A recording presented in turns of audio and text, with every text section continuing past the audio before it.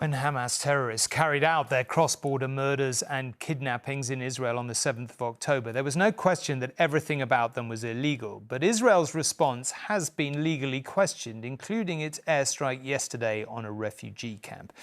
Rohit put all that criticism and condemnation to Israel's former Prime Minister, Naftali Bennett, and asked whether Israel's response yesterday was disproportionate, as the United Nations has claimed.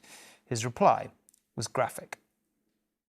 What would be a proportionate response to send 2,000 Israelis into a rampage in Gaza and rape girls, sever babies' heads off, cut the breast of a mother in front of the young child and cut his arm off, and then poke the father's eye out when they see each other and let them die? Is that a proportional response? But Hamas didn't press the button on the airstrike yesterday. It was the IDF. Is there a number of civilian casualties, of deaths, of injuries that can be reached in Gaza where in your mind you would feel this operation does not have a moral or a legal justification? The full justification indefinitely is to continue until we eradicate Hamas.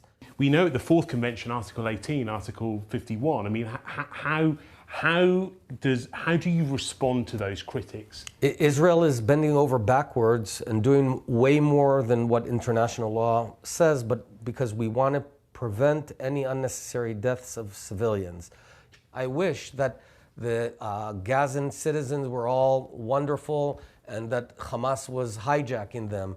The truth of the matter, unfortunately, is that they have tremendous support among the Gazan citizens. Now, that is not to say that we will attack those citizens. We won't. That is what's happened, though, isn't it? That is what's happened and is what is happening still. But I have to say that when the line of questioning is fairly surprising, because you're confusing between the aggressor and the victim.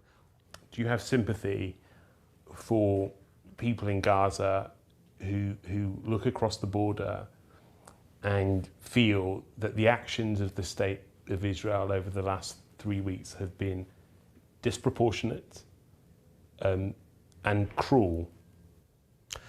I have to say that my barrel of sympathy has been exhausted by speaking to 2 9-year-old orphans who saw their parents butchered by Hamas terrorists, by citizens of Gaza, in front of their eyes. We built the Jewish state in 1948 precisely so never again will Jews be slaughtered on the streets, in their homes, like we were for millennia. Never again can this happen.